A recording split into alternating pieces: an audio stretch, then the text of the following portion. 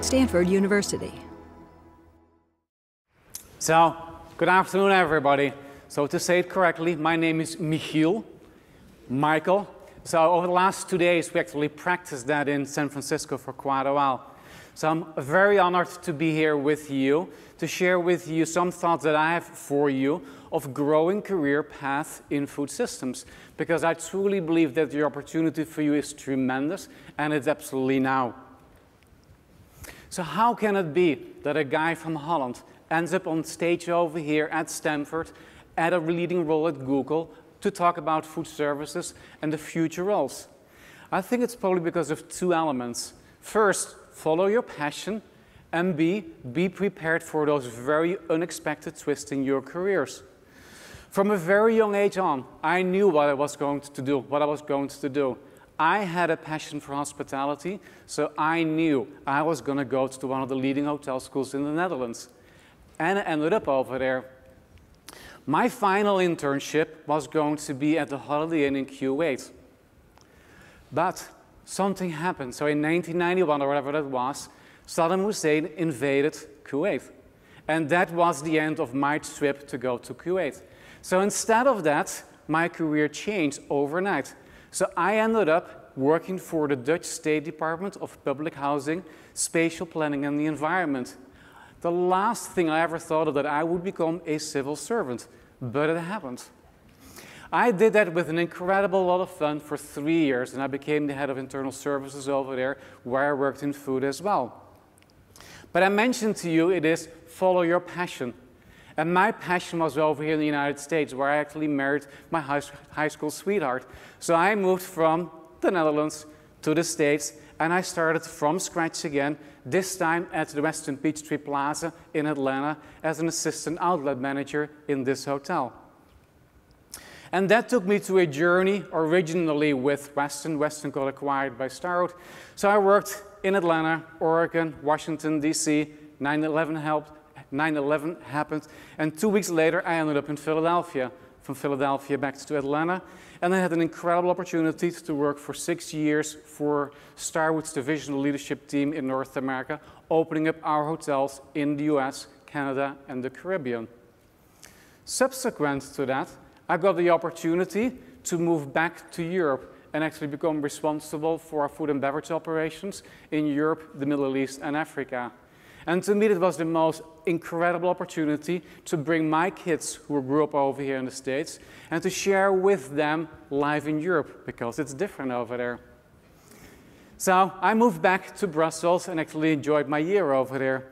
And then you get the next twist in your career. You get a call from Google. Would I be interested in talking with them about a global role, about managing their canteens? Well, originally my answer was, why would I, working for Starwood, opening fabulous hotels in Dubai, Abu Dhabi, and Doha, become responsible, be interested in running canteens? Just the name in itself was very repulsive. But probably like many of you, you have that, well, it's Google. So I Googled Google, and actually it was quite interesting what they were having to offer. So I did what many of others have done before as well. I started the discussion. So I went through the interview process, pretty interesting experience. And a number of months later, I accepted the position and I moved back to California over here in May of last year, March of last year. So what is the Google Food Program, and why can it be such an incredible inspiration for so many of you? Because if there is one thing I've learned at Google, is to think big. If you don't think big, it's just not for you. And I think with the food program, there are two incredible opportunities. One is to really make an impact for everybody who works with Google or is involved with Google. But it wouldn't be Google if you cannot think much broader. So it starts with our mission, and our mission is already different than probably many other corporate food services out there. So we truly believe that we're in business to inspire and enable the Google community to make food choices and to enjoy food experiences that support them being in their best. And I would say that it's for short term as well as over the long haul. So we're not just operators of fabulous venues on campus, wherever that might be, but our goal is, as a food service leader, to help people to be at their best short and long term through food and food experiences. And if you believe in that mission, then there are so many opportunities to work in the food space that are so non-traditional, and more about that later. But the second one is, which is so much more fascinating, Google wants to make an impact in the world. And we've done fabulous things so far, and we continue to work on that as well. So we had a discussion over the summer last year. If those tech teams can do great things, why can we? Why can we not change the world as well? And then the beauty of Google is that you get this global platform to make a contribution.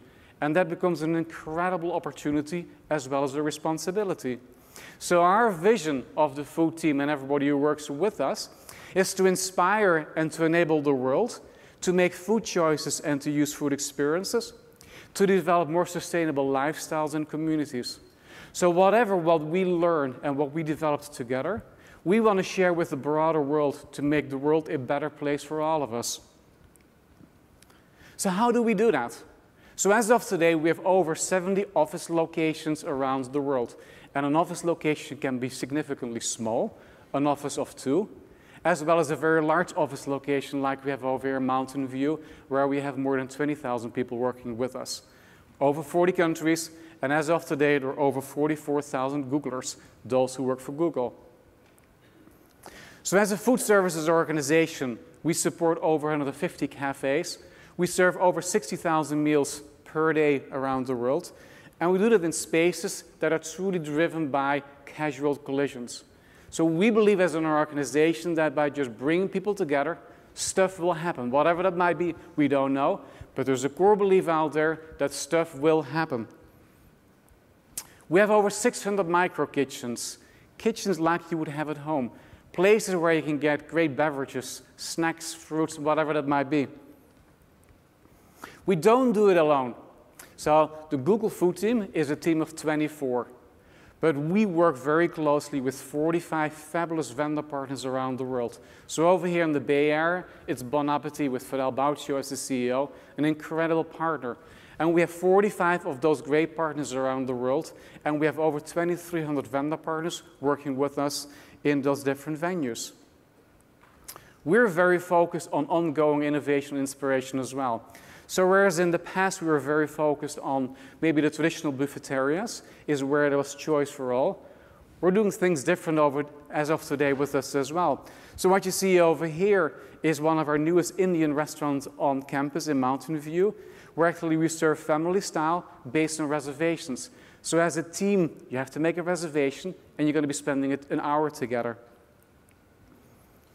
We're not just operating great food services in traditional office buildings. We have a great number of data centers in the middle of nowhere, literally, around the world as well, which is a totally different opportunity as well. Imagine the spaces. Over here, one of our restaurants in New York. And it wouldn't be Google if there wouldn't be a different twist in this. So the food truck over here still works. And this truck actually can still drive around. It is in a large office building. So depending on where we have events, the truck goes up and down depending on the different floors. And then you have the weirdest cars that get parked in micro kitchens as well. But the core question that is truly of importance to us, and I think for all of us over here as well, because if there's one thing that binds us together, it's our food passion.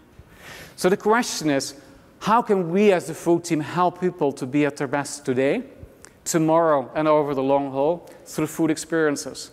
And I think the interesting challenge is that there are many sub-questions that come from this that many different organizations are working on. But I believe that as of today, no organization has figured out the overall puzzle.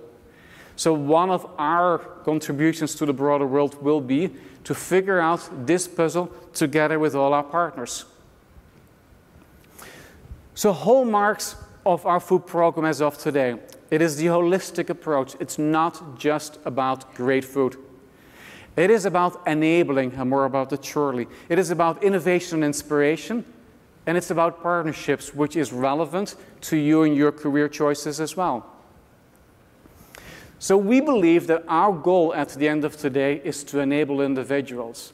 Because it's really interesting, in the first 15 years of our organization, we spent a lot of our time, passion, and money on feeding Googlers really, really great, healthy, organic, and all good food. But what happened subsequent to that is what would happen when they would leave campus and go out at nighttime? Would they cook? Would they make right food choices? So we believe the best thing we can do for them is to truly enable them. Based on the philosophy, give a man a fish, you feed him for a day. Teach him how to fish, you will feed him for a lifetime. So our goal is to provide Googlers and their family members the life skills to make the right food choices for the rest of their life. So how will we do that? So we're actually building out our first teaching kitchens here in Mountain View, in Pittsburgh, and in New York. So we want to actually help Googlers to learn how to cook again and to provide them with food literacy trainings. We work as well with great partnerships because we absolutely believe as an organization that we just know a little bit, but together we know so much more. And if you can build upon the partnership and the spirit and the passion of others, you can do so many great things. Jamie Oliver and his foundations are a great example of that. Food Inspiration, a great magazine, a European web-based magazine that inspires people on every 2 months when the new edition comes out. So with that in mind, so what we do at Google, and looking at my career journey where I knew for sure I would end up in hotels and ultimately end up on stage over here. So what does it mean for you? What can I share with you that might hopefully be helpful for at least one of you?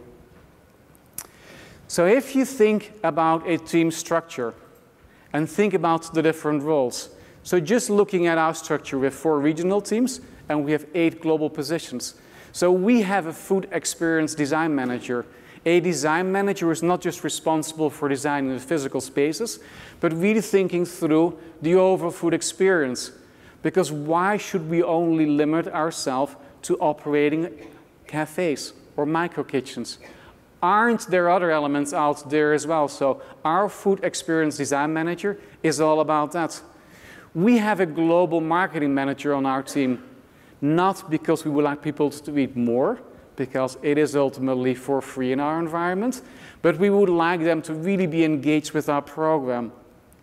So we have a food community manager for Mountain View. So there are so many broader and newer roles in the world of food services that might be a great opportunity for you going forward. So if I was in your shoes again, the good old times being at college and really enjoying that. So what would I be thinking about as of today? So first and foremost, do what you're passionate about. It would be pretty dismal if you would make a career choice as of today and you're going to be stuck with that for the next 40 years. So find your passion and find then a role that actually brings that passion to life. Take a holistic perspective. I think one of the opportunities we have in our food space is that many of us become very passionate about one single aspect. But the food and food systems are very, very complex with many, many different facets. So broaden your horizon as much as possible and really think about the other side as well. So on the one hand, you can really talk about your passion might be organic food systems. But I would pose the question to you, will organic food systems truly be the solution for this global opportunity? Or can we figure out a way as well to work with partners like Nestlé, like Unilever, or Frito-Lay? Because together we can make that difference. Develop broader skills and experiences. So what I would advise you to do, find one core of expertise, but complement it with a broader set of affiliated skills as well. Find a collaborative approach. In today's environment, and probably even more so tomorrow, it is not just about what you can do yourself. It is about what you can do together, and ultimately how you can get the best of others as well. Become great at communication and marketing management. So food today is no longer just about great food, because I would almost say that's just a starting point. But how do you engage with people online as well as offline? Some key future focus areas. So this is interesting as well, the former speaker, William. Behavioral science, behavioral economics. If there is one future science that can make an impact in our world, it's behavioral economics. Service design and experience management. Think about innovation. Innovation just doesn't happen. There's a methodology to that. So if you're passionate about food, it is not just about food and how food is being produced. There's so many affiliated areas that you can actually work in around food. Education, think about the art and gastronomy.